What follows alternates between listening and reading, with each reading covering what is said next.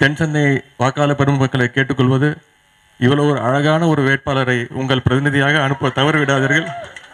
நான் அழகு என்று சொல்வது அவருடைய தோற்றத்தை நான் சொல்லவில்லை. அவருடைய அழகு தமிழ், அவர் தலைவரிடமும் தளபதியிடமும் கொண்டிருக்கிற அந்த அன்பு பாசம், மக்களுக்கு அவர் சேவை செய்ய வேண்டும் என்ற அந்த கொள்கை, திராவிட முன்னேற்ற கழகத்தினோடு கொண்ட கொள்கையை பிடிப்பே நான் அழகு என்று சொல்கிறேன்.